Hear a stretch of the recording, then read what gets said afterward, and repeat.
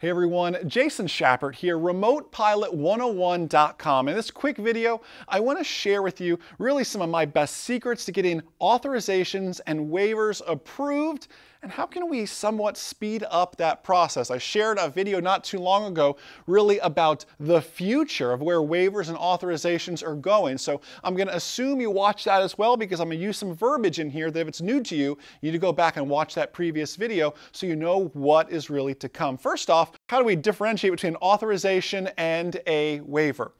An authorization, right, is to get authorized to fly in this specific airspace. A waiver is waiving me of specific rules, operating at night, operating over people, beyond visual line of sight.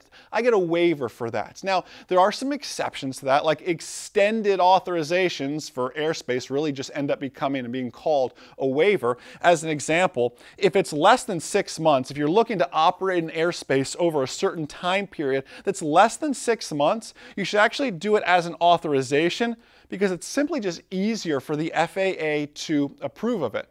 Now, when you're looking into waivers, though, you need to really learn from others, and there really aren't as many as you think.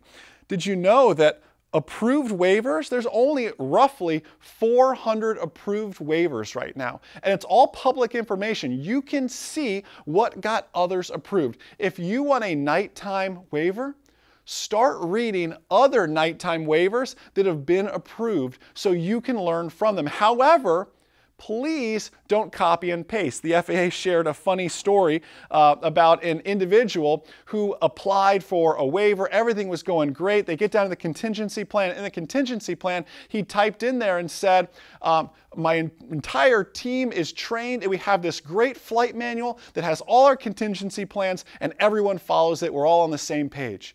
The FAA looked at that and said, this is amazing that someone went above and beyond. They picked up the phone and called him and said, listen, we love what you're doing with the waiver. We love that you made a flight manual. Could we see it? And he goes, flight manual? What are you talking about?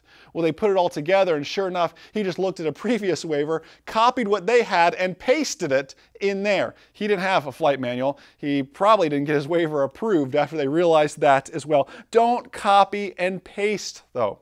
Now, you have to realize, too, that if you're close, the FAA is going to try. They don't want to deny you, right? They want you to succeed. If you're close, they may reach out and help. If the FAA can determine you're a safe operator and you're close to an approval, they may call you in an attempt to make it work and get you approved. Maybe you just need to answer one more question on your contingency plan. And once they see that question, they can get you there. But they have to know that, first off, you're close to an approval. You're a sentence away from getting it on a contingency plan, on one little performance standard, whatever it may be, and they can tell that you're a safe operator. But it takes a while to even get to that process where they may reach out to you, right? Why is everything so slow right now? Well, I shared in the previous video that everything is done manually. Did you also know that ATC doesn't really understand the performance of drones? You put in here that, oh, I'm flying an Inspire 1 and Inspire 2, whatever it may be. They're going to look and go, well, I don't know what that is. How big is an Inspire 2? How fast does it go? How high? How quickly can it get out of the way of an aircraft? They don't understand the performance capabilities of this drone. So when they're trying to approve you in this facility map quadrant, let's say, they don't know how quickly you could get out of the way, how quickly you could put it down on the ground and land if there were an emergency of a manned aircraft, whatever it may be. So they have to do some research on the performance standards of this. It's still, like I shared in the previous video, a manual process. It's just sent in via email. It's sorted manually. It's then forwarded off manually, where someone else then manually reads everything. Authorizations, waivers, it doesn't matter. Right now, it's a 100% manual process.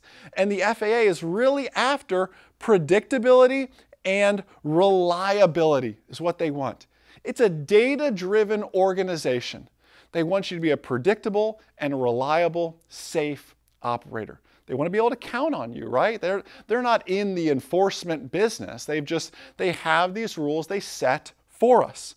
Now, something else you could do to speed up the process, and again, I'm going to use this word LANCE. I'm assuming you watched that last video, you understand what LANCE is.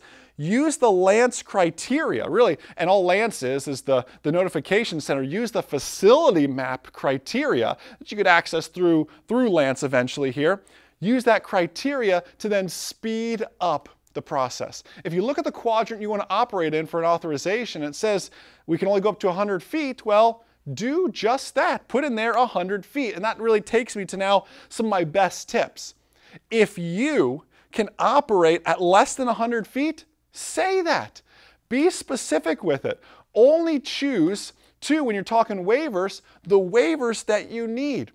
One of the biggest FAA complaints is someone goes on the waiver sheet and they just go, I want nighttime, I want beyond visual line of sight, and they just check for everything.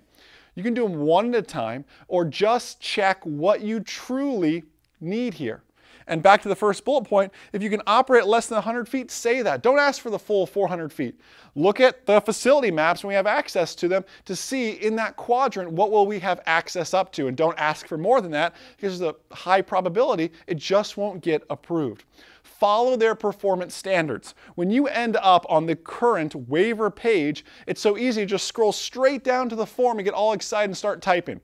But at the very top, there's a little box that says, note, please read first. We never do that, right? We just scroll to the bottom, and it shares the performance standards. It says, if you want a night waiver, you need to show me how you're going to do this, this, and this. And it spells everything out. Use and read the performance standards. Remember that the burden is on you to show how you won't endanger anyone. That's what those performance standards really come around to. They want predictability, they want reliability. The burden is on you to show how you exceed all those, how you have contingency plans in the event of an emergency. It all falls on you. So listen, we're going to be keeping you up to date as authorizations, as waivers change. If you're a current RemotePilot101.com customer of ours, we have an entire waiver and authorization module that shows you waivers and authorizations we've been approved for, how we did it, how long we waited, what that process was like, so you'll be able to log in there and see that. So current customers, go back, check that out. And I'll be keeping you up to date, current customers, with emails as we update content, as we continue to learn more and really work side by side with understanding what the FAA is doing and how we can help it and really make it the best for your business. So I appreciate you spreading the good word of RemotePilot101.com with your friends, customers, colleagues. Enjoy the rest of the day, guys. We'll see you. You've seen online that the Part 107 knowledge test isn't easy. It's not something you can go in alone. Let us be your guide. Let our 57 full 4K training videos really hold your hand and take you through the course step by step to better understand complex topics like airspace, charts, METARs and TAFs, and aviation weather. You're able to test on and see the actual FAA Part 107 questions. And lastly, we're going to help you submit your application to the FAA. Visit RemotePilot101.com to learn more.